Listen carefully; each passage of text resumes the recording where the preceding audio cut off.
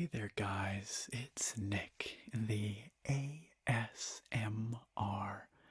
nerd, and welcome to another episode of Relaxing Reviews. Today, I'm looking at a compact 60% mechanical keyboard from a company called Feker. Yes, you heard that right, Feker. This little Feker might look very similar to another keyboard that you've seen before, the Anne Pro 2.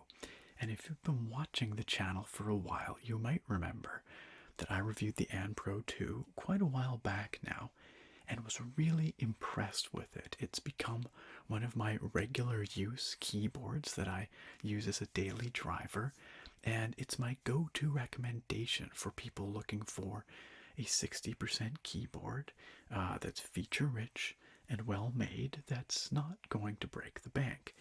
And it's not just me. The Anne Pro 2 is a very popular entry-level 60% mechanical keyboard. And so imagine my interest when I saw this little Feker keyboard listed on banggood.com with a feature set that's nearly identical to that of the Anne Pro 2, but at a significantly lower price. On paper, these keyboards are all but indistinguishable. They both sport a compact 60% layout with a standard ANSI 61 key layout. They both have wireless functionality courtesy of Bluetooth 4. They both have RGB backlighting. They both have high quality PBT plastic keycaps. But while the Anne Pro 2 is typically available for about $80 or more, depending on what kind of switches you want with it, this little Feker comes in at about $65 to $70, depending on whether you want the black or the white version. And it is actually frequently on sale for even less than that. Right now, at the time of publication, it's available for $50 on banggood.com. And if you're interested in checking it out, there is, of course, a link down in the video description and pinned at the top of the comments where you can do just that and support the channel while you're at it. All purchases made through those links come back to support the channel with a portion of the revenues. So I thought that was pretty interesting that this nigh indistinguishable keyboard, at least on paper, could go toe-to-toe with my favorite budget 60% keyboard. So I had to ask Banggood if we could get one in, and they very kindly sent over a review sample for us to look at here today. So the question today is, can this little Feker topple the reigning champion, the current king of the budget 60% market, the Anne Pro 2? We're going to find out. Let's take a closer look. Alright, so let's take a look at this little Feker. As you can see, it comes in a very plain box with very little on the front. It's just white cardboard. We've got a stenciled image of the board on the front. Nothing remarkable there. It's just a standard 60% layout. We've got some icons here in the bottom right corner. I don't know what they mean. These are something to do with the lighting. Half and half. I don't know, maybe RGB this is supposed to show. It can be dim, it can be bright. There's a cube. I don't know why there's a cube, but there's a cube. In the top left here, we have the branding. Feker Machinist 01. Okay, I didn't actually realize that this had a name beyond just the Feker 60%, but it says beneath that, 60% dual mode mechanical keyboard. So that is some useful information, at least. Nothing along the front flap. Nothing on this side. Nothing on that side. But we do get a little bit on the back here. Same information as on the front. Feker. And yes, this is available in both black and white. This happens to be the white version of the board. We've got a Banggood SKU and a barcode there, and then some certifications and warning logos, symbols, and such. Okay, and let's check the back. Okay, we've got a little bit more on the back here. We have a picture of the board in both white, like this one, and black. We've got a little bit more information over here again. The Feker Machinist or Machinist. Honestly, I'm not quite sure how this product is supposed to be pronounced. Same, like 60% dual. That's not spelled right at all. A dual mode mechanical keyboard. And of course, the dual mode refers to the wired and wireless. This does have Bluetooth functionality. We've got dimensions, we've got 61 keys, weight, 0.61 kilos, interface USB wired or wireless Bluetooth, so it does in fact say Bluetooth here on the box. Sometimes they don't seem to like to use the word Bluetooth on the packaging, I don't know why. Inside we should expect a keyboard, a cable, a keycap puller, a user manual, and a dust cover. It'd be helpful if you could see that. Also, evidently, this one comes with brown switches, Temu brown switches, which are totally competent Cherry clones and significantly cheaper at that. Okay, let's pop this thing open because there's really not much else to see on the outside here. It's sealed with a sticker, which I have cut prior to beginning the unboxing.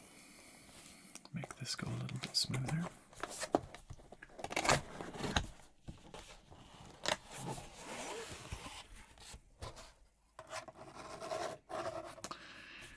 And inside, nestled within two very generously thick chunks of foam, we have our keyboard. We've also got our user manual, which we'll take a look at in a moment. And we've got a little accessories box here, which presumably has our cable and keycap puller, and also provides a little bit of additional padding back here, I suppose. No padding on the front, but there's a lot of empty airspace in here, so I don't expect the keyboard to get damaged in shipping. And these big foam pieces are definitely sufficient to provide adequate protection. So let's lift it out. Nothing else in that box. Very simple packaging.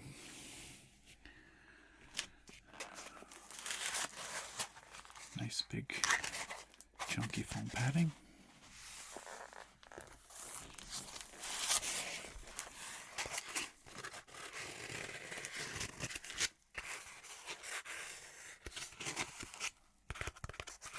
So the keyboard kind of floats almost inside the box there with air on every side. This is the dust cover they spoke of.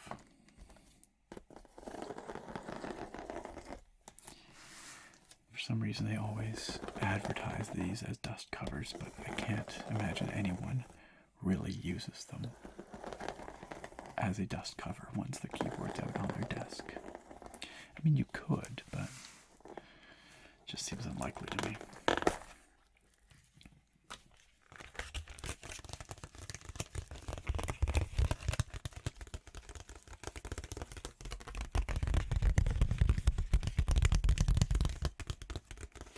but it does afford the keyboard some additional protection in the box. And then the keyboard itself is within this soft plastic bag. We will look at it in just a moment. I know, I'm such a tease, aren't I? But first, let's take a look at this stuff. We've got our manual here. Feker, quick start. It just folds out like this. It's not really a booklet at all, as much as it is a piece of paper. Interesting. The design on the back, we haven't seen it yet. We'll see it in a second, but this looks a lot like the An Pro. The Oben's An Pro has a very similar aesthetic. I mean, there's no question that that's what this keyboard is targeting. So it can be wired or wireless. It has a hardware switch for the wireless, which is nice. When it's switched off, obviously you're in wired mode. When it's on, you're in Bluetooth mode. You can pair it with up to 4 devices, it looks, which is more than the typical 3. That's interesting. And that looks fairly straightforward. We will be, of course, testing that out. Yes, 4 different devices. Not bad, not bad. I don't know what version of Bluetooth this board has. Probably 4.1 or something like that. But I don't know. You can switch between the devices on the fly. Your F keys are, of course, up here on the number row. Arrow keys are over here in the WASD cluster. Interestingly, not down in the bottom right corner, which is too bad. That's where I'd prefer to have them. Then there's a cluster of other functions here mapped on this part of the board, which is pretty typical. Print screen, home, end, page up, page down, insert, delete, all these things. There's also backlight controls, which reside up here. And this board actually has 2 function keys. It's got function 1 and function 2. Huh. That's different. Okay, now we get to find out what these logos mean, these icons that we saw on the box.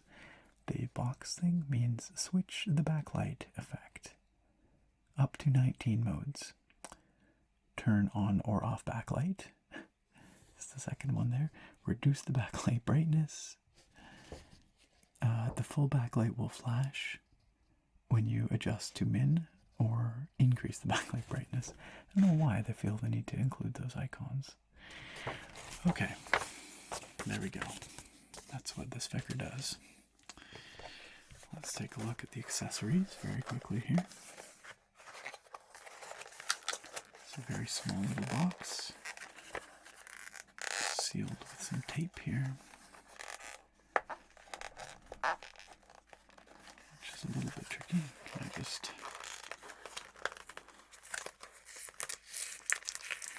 There we go. I feel like this is over-engineered. This is needlessly complicated. Okay.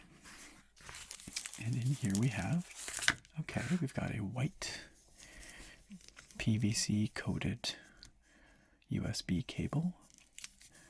What's it gonna be? USB Type-C. Very good, very good. No branding on here, just a generic white cable, but it looks fine. USB-A on this end, of course. And a nice white Velcro cable wrap. Always a pleasure to see. Looks to be of good length, actually. Even a little longer than average, maybe. That's nice.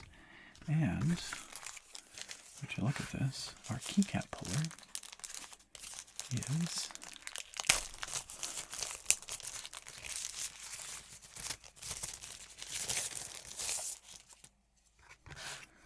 of the wire variety, which is always really nice to see. And actually, a lot of keyboards that I've unboxed lately haven't even had keycap pullers in them. So the fact that this has a nice wire puller is a big plus, especially considering the price point of this board. So those are nice things to see.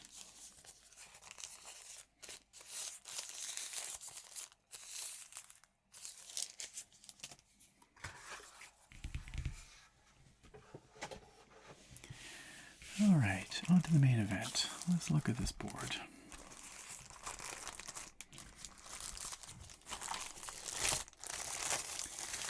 Comes out over here.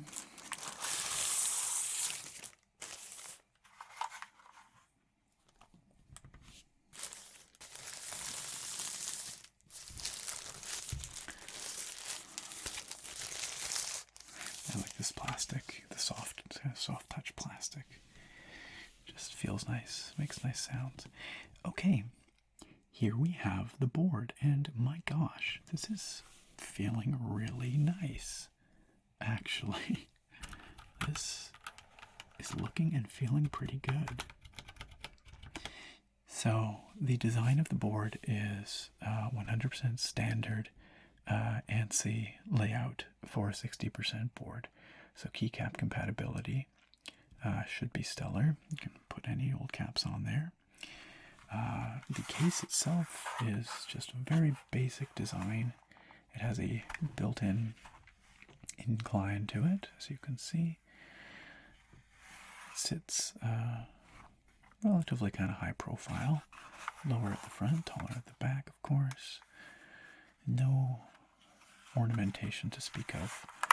The edges are beveled like that, as is the edge on the top edge all the way around.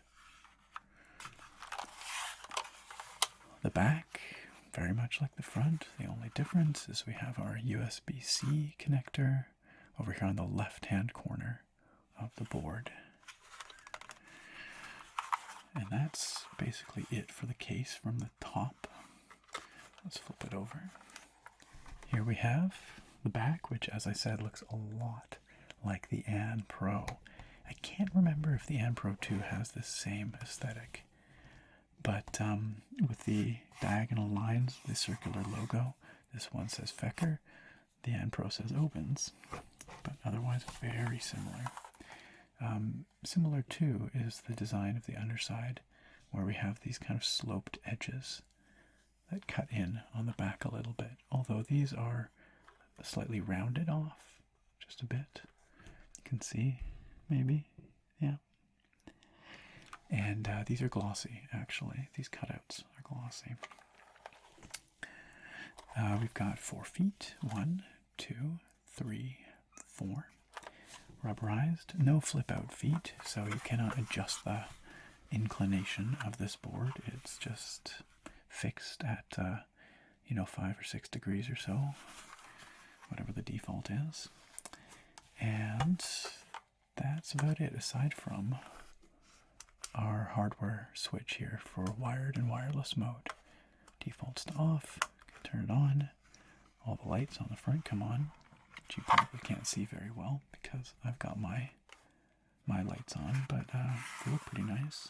We'll take a look at those in better circumstances in a few minutes, but anyway, simple little switch. The texture of the case is a little bit rough, but it's nice. It's not going to pick up fingerprints. Overall, a nice feel to the case, and solid. Doesn't feel too flimsy. So that's great.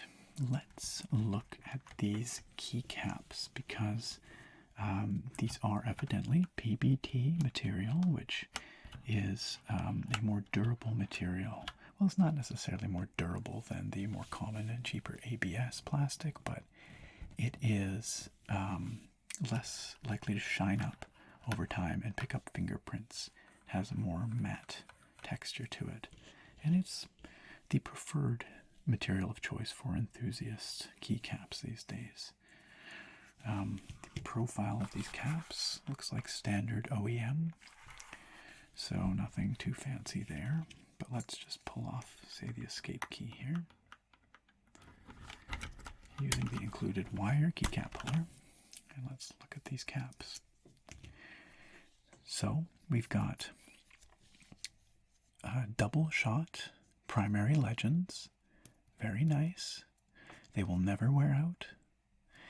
And we've got what look like pad printed secondary legends. They're side printed. In theory, those could wear out, but you're not going to be touching the sides of the caps, so that's not a problem there. No issues. These caps are decently thick. They're not the thickest keycaps I've ever seen, but PBT tends to be pretty brittle and stiff, and so there's not a lot of flex. There's a little bit, but not much. Certainly they are thick enough. And the tops are nicely textured. They have that kind of dry, matte feel to them that you get from PBT. Very little sheen on them. Just show it at a bunch of angles here so you can see. Whereas ABS tends to naturally have a bit of shine to it. PBT not so. So that looks great, actually. That looks really good. Coming over here, looking at the switches. We do indeed have Outemu browns, to no one's surprise. The RGB brown variety with the clear plastic housings on top. And the Outemus come with that little surround, which is intended to provide additional stability for the keys. And indeed, I find it does. It provides a little bit of additional stability over a Cherry MX switch, for example, or a Gateron, for instance. Okay, well, so far so good. Let's just check out those stabilizers, shall we? How's the spacebar sound?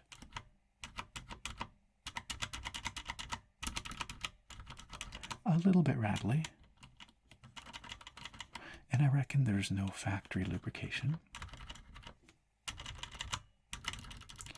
But not bad. Right, let's pop off the shift over here and see what lies beneath.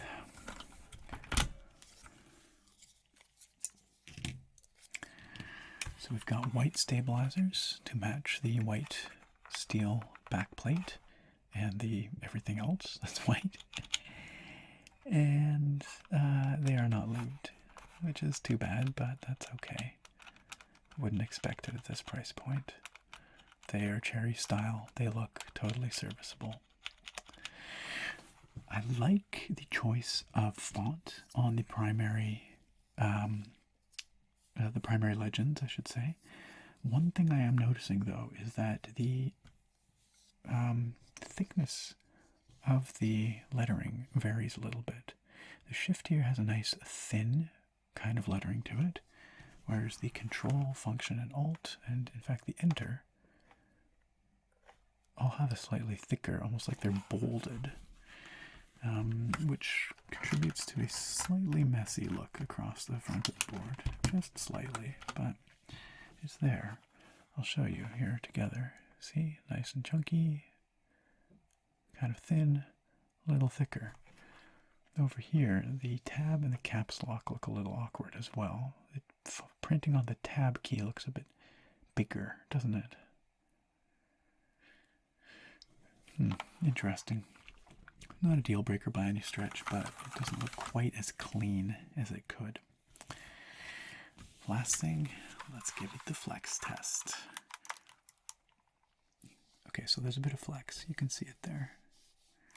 But not too bad at all. And no creaking, no squeaking, so I'm pretty convinced that this is a fairly solid, durable piece of hardware here, and the flex is nothing to write home about. Okay, well, really impressive first impressions. This thing looks good.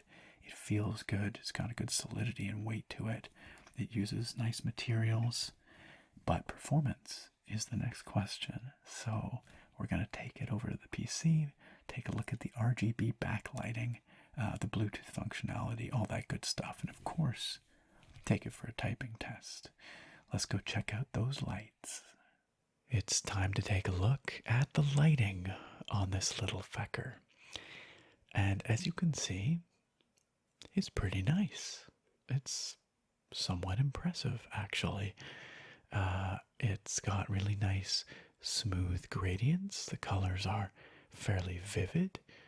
Overall, I really like the look of the lighting, especially combined with the white PBT caps. It produces this really nice diffuse kind of glow. And it's very similar to the An Pro 2. In fact, I'll give you a little comparison in a few minutes here. Just an apples to apples shot here so that you can see exactly how the lighting looks compared between the two. I'll say, having done it myself a moment ago, this one looks better. The Feker has nicer RGB backlighting than the An Pro 2. So let's cycle through the lighting options here. Just like the An Pro 2, you hold down function and press 9. Nope, I lied. You hold down function 2 and press 9. This is a little confusing and worth pointing out. Both this key and this key are function keys, and the secondary function layer duties seem to be split kind of randomly between them. Like the primary function key here activates the F row keys here, which makes sense. And then the lighting, evidently, I have to hold down function 2 and press 9. There we go. And that will cycle the different lighting presets, of which there are evidently 19. However, when it comes to adjusting lighting speed and color, well, I believe you have to hold down function 1. So, well, let's back up for a moment here. So function 2, this one, and 9 gets you, cycles through the various lighting options, and we'll look at those in just a second. Function 2 and 0 turns the lighting on and off. Function 2 and minus reduces the brightness. And when it's bottomed out, you can tell there because it's off, obviously. And then plus increases brightness. And then the whole keyboard flashes when it's topped out. So there's about 5 brightness steps there, it looks like. Now, you would think that you would continue to hold down function 2, and that would access the other lighting controls, such as color and speed, but no, you have to go to function 1. So function 1 left bracket changes the color of the effect. So we have our rainbow, and then we have various other colors. Then we can cycle through, back to rainbow, and then function 1 and semicolon and apostrophe change the speed of the effect. So let's slow this down.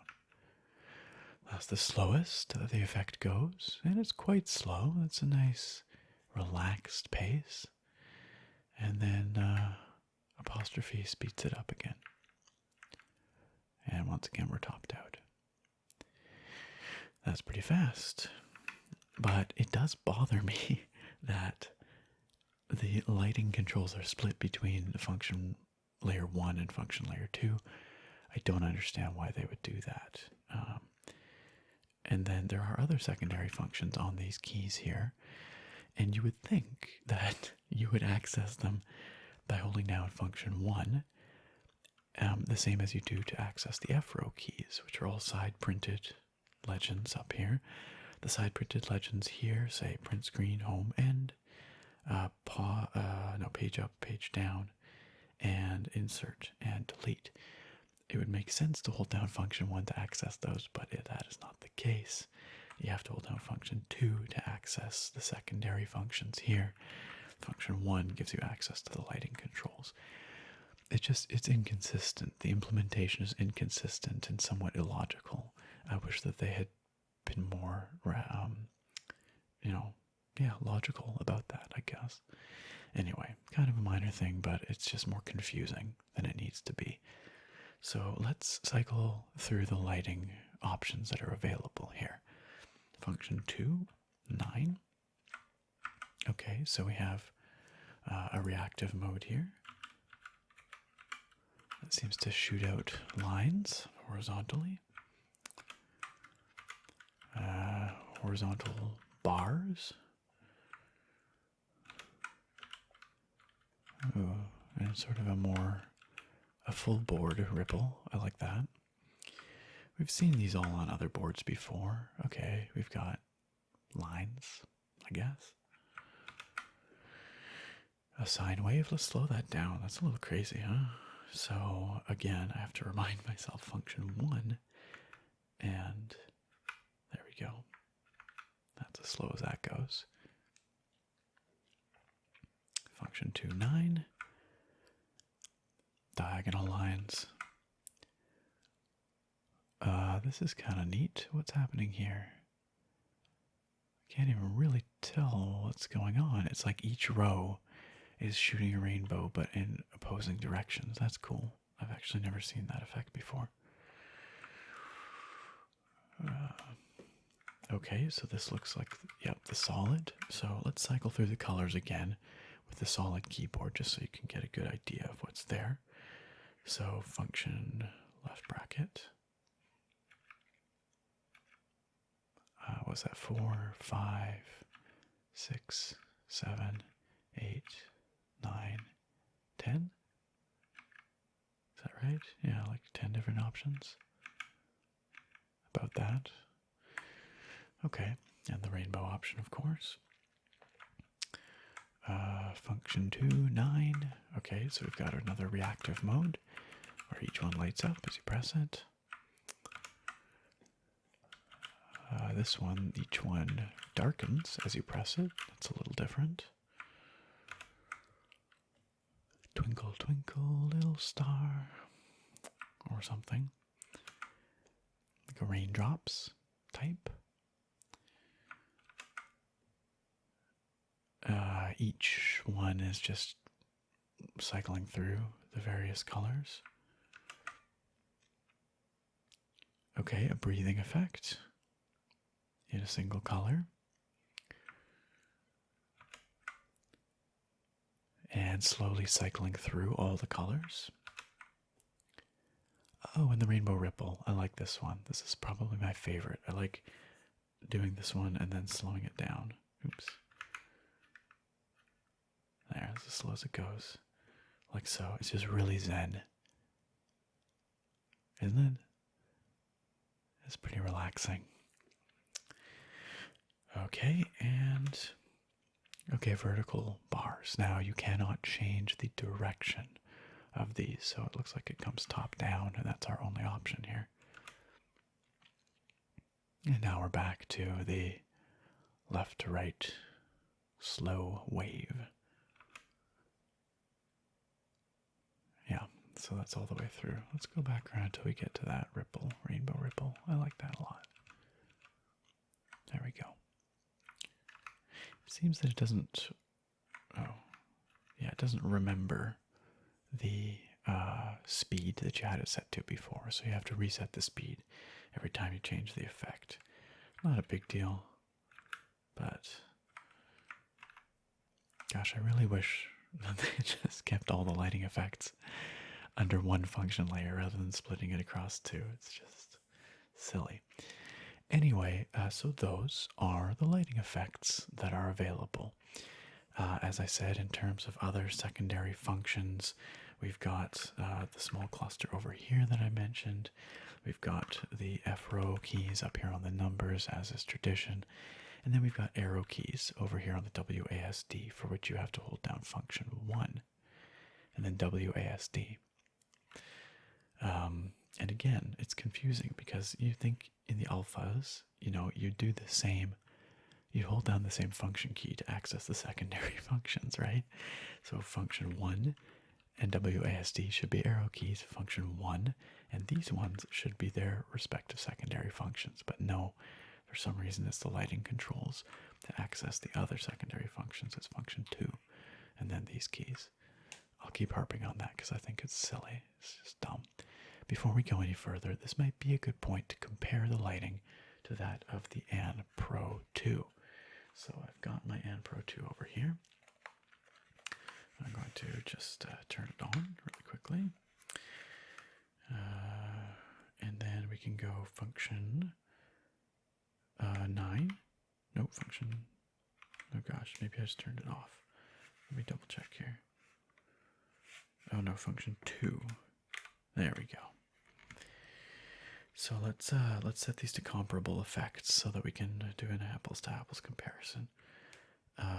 So function 2 9 will change our lighting effects on here. Okay, there's the horizontal wave on the An Pro 2. By the way, if you see flicker, and in fact there is quite a bit of flicker on the An Pro 2 right now. I can even see it in the viewfinder or on the screen on the camera. If you saw flicker on the Feker, there is no Feker flicker in real life. It's nice and smooth. Same with the An Pro 2, for that matter. It's just whatever the frequency of the LEDs on the An Pro 2 is, they are different than on the Feker. So, but let's just quickly go to the rainbow wave. And let's slow it down to match.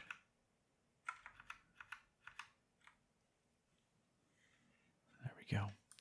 So you can see I can't quite fit the whole An Pro 2 on here, but from what I can see, flicker aside, which again not visible IRL, I think the color rendition is better on the Feker.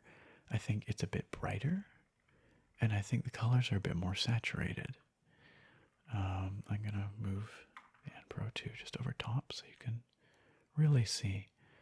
I think the An Pro 2 is a bit cooler in the colors, and it's just not quite as bright, and the lighting is not quite as diffuse, and the colors are not quite as saturated. But on the Feker, they just look nicer to me.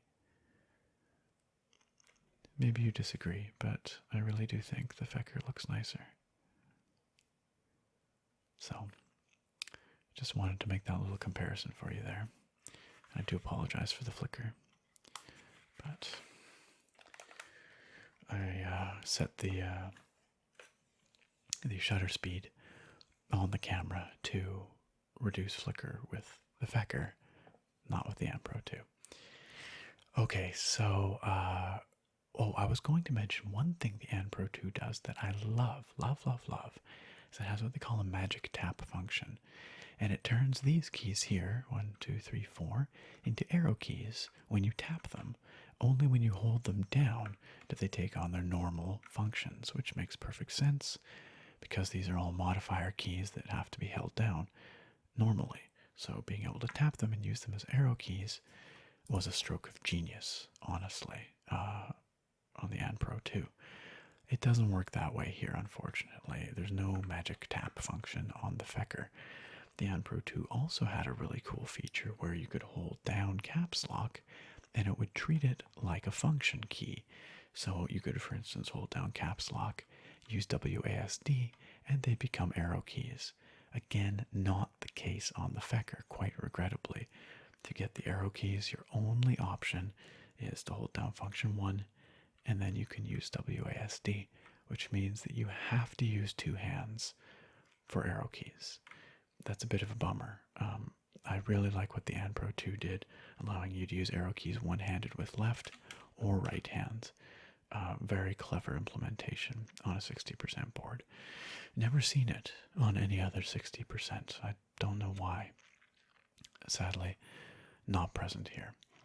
Let's talk about the Bluetooth, because that's what I was heading towards. So I've not actually paired this thing with anything yet, but let's try pairing it with my PC right now. So I'm just going to lift it up, and somewhere under here, there it is.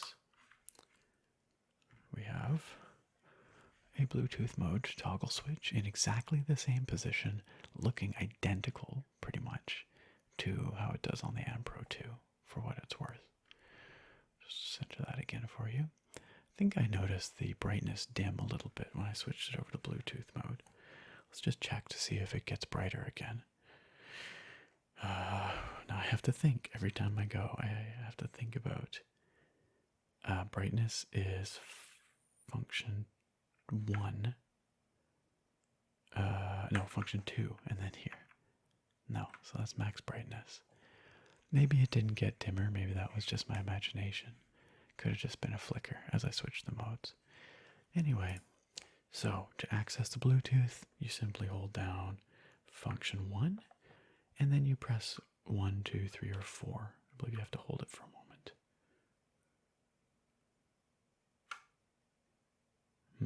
I think it was supposed to start flashing.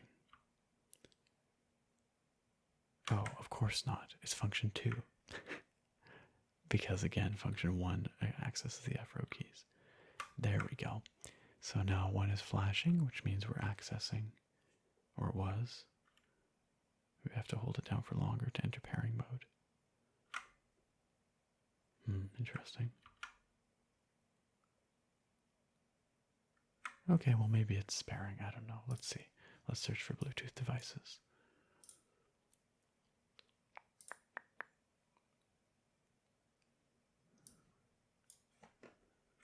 Let's try it again. Flashes. Maybe I have to hold it for even longer. There it is, okay. And immediately it shows up on my PC here as a Machinist 01. I click connect. It says connecting. Your device is ready to go. It's installing some drivers. I'm not going to show you the input on screen here, but you'll just have to trust me. It is in fact working. And just to be really sure, you can unplug that USB cable. And it's still working.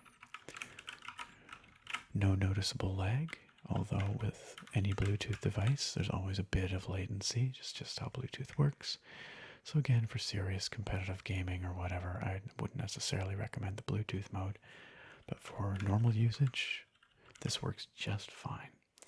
Worth pointing out, there is no Bluetooth dongle that comes with this board, as we saw. So you do have to have your own Bluetooth USB dongle or onboard Bluetooth to use it. This purports to work with Windows, with Linux, with Mac, and Android and iOS. So your bases are covered. And that seems to work pretty well. And then you can just switch between devices holding down function 2 and then tapping 1, 2, 3, or 4 to switch between devices on the fly. Okay, that's pretty much everything I have to show you there in terms of lighting and functionality. Now it's time for the typing test. Let's check this thing out in action.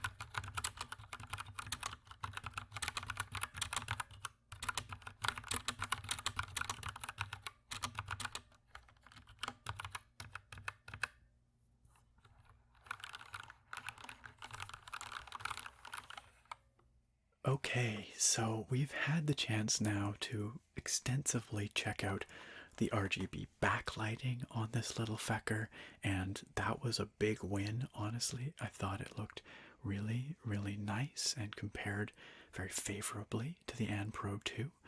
We checked out the Bluetooth functionality, which all seems to be in good working order. And I took this thing for a spin. We did a little typing test, so you got to hear it and see it in action. Overall, my impressions of this little board are quite favorable.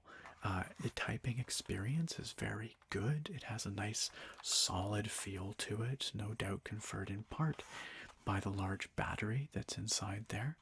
So you get a nice solid sounding bottom out on these keys and switches. There's a little bit of pinging, but honestly fairly minimal, mostly noticeable on the space bar. You can hear a little bit of it there.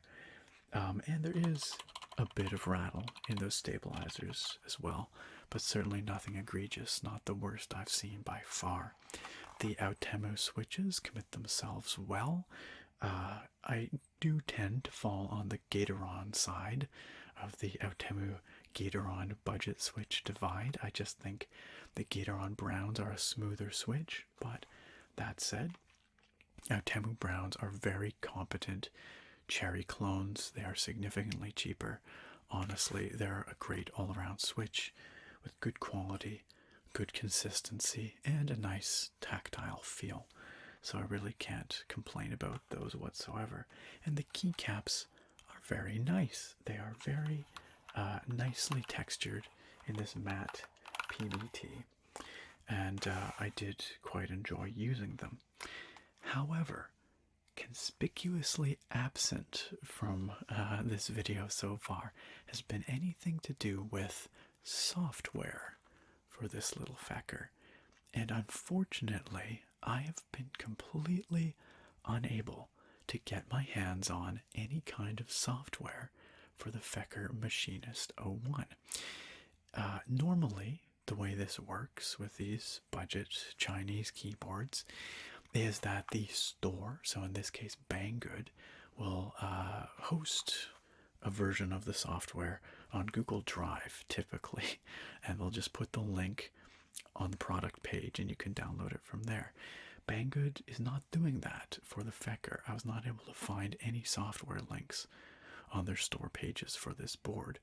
And as a matter of fact, after some Google searching, it seems like Feker has no web presence whatsoever.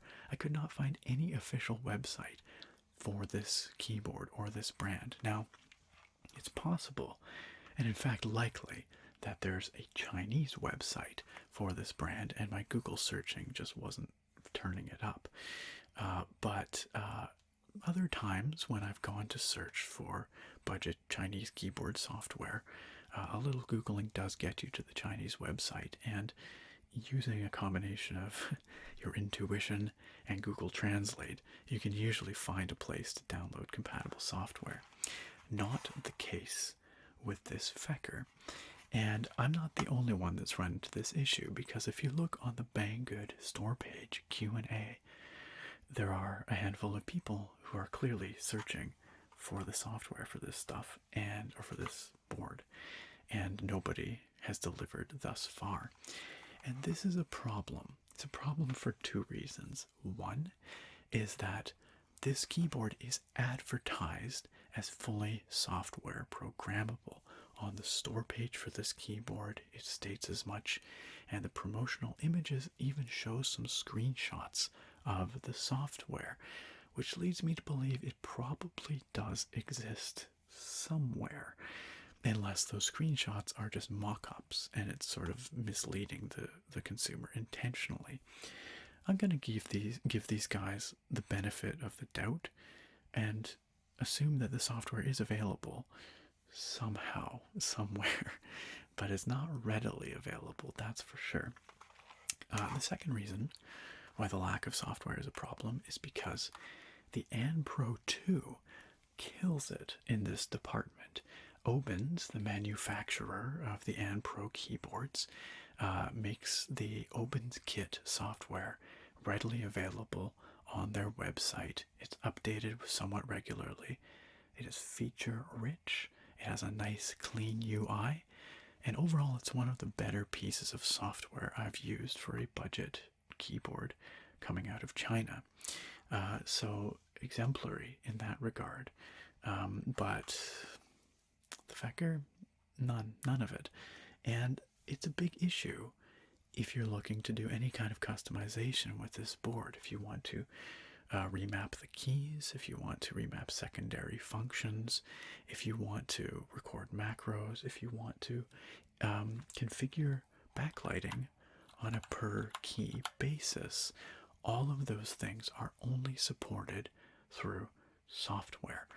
So unfortunately, as it stands right now, there is literally no way for me or anybody, it would seem, to configure the colors of these keys on a per key basis. It's not supported in hardware on this board. And this is just a real bummer because from a hardware perspective, this keyboard is a real win. I really like it, but without the software end of things, it's missing a critical component that people are looking for, that especially Western consumers are looking for. So I just wanted to let you know that that's the case. Now, I have reached out to my Banggood representative. I've inquired about the software situation. As of the time of recording, I've not heard back yet. However, if I do hear back and there is software made available, I will be sure to link it down in the video description and at the top of the comments in a pinned comment, because I reckon that if you're watching this right now and you are considering a purchase of this board, or perhaps have already purchased it, you would probably love to have access to the software for this board. It is not readily available elsewhere, so I will make it available down below this video. I will also firmly suggest that Banggood also hosts it and links it on the store page for this board. Hopefully I can make that happen for you guys, but we shall see. Okay, with all of that said, it's time to run down the pros, the things I liked, and the cons, the things that I didn't like so much about this little Feker. Starting with the stuff I liked, the pros. I really appreciate the high quality PBT keycaps on this board. They feel nice under the fingers. They look better than the caps on the AM Pro 2. They are a very high quality set of caps for a budget board in this price range. Also, always happy to see both wired and wireless functionality. Again, at this price point, wireless functionality certainly not a given. So the fact that we have both Bluetooth 4.0 functionality as well as wireless USB Type-C connectivity is a big plus. Also really happy to see that quality RGB implementation. That backlight looks really nice, and the combination of the nice saturated, smooth gradients with the kind of matte finish on the PBT caps gives it all a beautiful soft glow that gets sufficiently bright, and those nice sharp legends on those PBT caps look especially good on this keyboard. And finally, this keyboard is very competitively priced. It usually sells for $60 to $75 on Banggood.com, although it is frequently on sale for less, and in fact at the time of recording is available for just $50 US. Honestly, this is incredible value, and the features that are being offered here, the wireless functionality, the RGB, the PBT caps, these are just things that you would not see at the $50 price point as recently as a year or two ago. The intense competition in the budget keyboard segment has really driven down the prices to rock bottom on these budget boards, and you get a heck of a lot of high quality hardware for very few dollars when you really think about it. Regrettably, however, this Feker isn't a slam dunk, and we do have some cons to talk about here. The first of them is something that I was kind of harping on during the lighting demonstration, and it's a small thing, but it bothers me, and that's the unintuitive dual function key setup. Some of the lighting controls are on one function layer, some of them are on another, some of the other base keyboard functions are on one function layer, some of them are on another. I don't know why they had to make it so confusing. Really, it could be done a lot better. I don't have a problem with there being dual function keys. It's just the default implementation is unintuitive and confusing at best. Another aspect of this board that I was a little bit disappointed about was it lacks some of the clever functionality that we see on the AnPro 2. And if the AnPro 2 didn't exist, I probably wouldn't be bringing this up. But no keyboard or product exists in a vacuum, and relative to the AnPro 2, the Feker's lacking in a couple of regards that I personally make a lot of use of. For one, the AnPro 2 has a tap arrow function in the bottom right corner that is super useful for getting arrow key functionality into a 60% board. It's the next best thing to having dedicated arrow keys. The AnPro 2 also has a really handy magic function key thing, where if you hold down the caps lock key, the WASD keys become the arrow keys. It's kind of a moot point here because this isn't an AnPro 2 review, but my point is the Feker doesn't have these functions, and I really wish that it did. The third thing that I was a little bit disappointed about with this board was the lack of an included Bluetooth dongle. Now, that is more forgivable, especially considering the price point of this board, and to be fair, the AnPro 2 also excludes the Bluetooth dongle. Overall, though, I really do wish that these manufacturers would pack it in, because I don't think it costs that much to include. It's gotta be cents for them to include a Bluetooth dongle, and it greatly improves the compatibility of this board, the wireless compatibility anyway, with a wider range of devices that might not have Bluetooth built in. And finally, the biggest caveat of this board, the biggest killer for this Feker, is that the software is not readily available. I talked about this just a few minutes ago, so if you want to hear my full complaints, you can go back maybe 10 minutes or so. But the fact of the matter is that without software, this board does not have any software reprogrammability. You can't remap the keys, you can't assign macros, you cannot do per key backlighting configuration. Some of that can be ameliorated by using third-party software like AutoHotkey or something like that. The key reassignment and that stuff certainly can be, but there's no way to get around the inability to do per key backlighting configuration. You need to have manufacturer software support to do that, and as far as I can tell, that doesn't exist for this board, even though it's advertised on the store page. Now, as I said before, I've reached out to my Banggood representative. It's possible the software does exist and it will be made available to me. If I do manage to get my hands on it, I will put it down, a link to it down in the video description, and pinned in a top level comment there so that you can access it yourself. But really, I shouldn't have to go reaching out to my representative for this software. It should be made available on the store page for this board, on a manufacturer's website. If it's an advertised feature, the software should be readily available to all consumers. So that is my biggest sticking point with this little Feker. So then, is this little Feker the AnPro 2 killer of prophecy? Well, yes and no. It's complicated. In basic features, the Feker matches the Pro 2 almost perfectly beat for beat. You know, they both feature this standard 60% layout.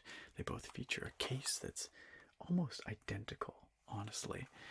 They both have high quality PBT keycaps, although I will say I do like the Fekers a little bit more. They look a bit nicer. They both sport full RGB backlighting. They both feature wireless functionality thanks to Bluetooth 4.0. The Feker comes with Outemu or cherry switches.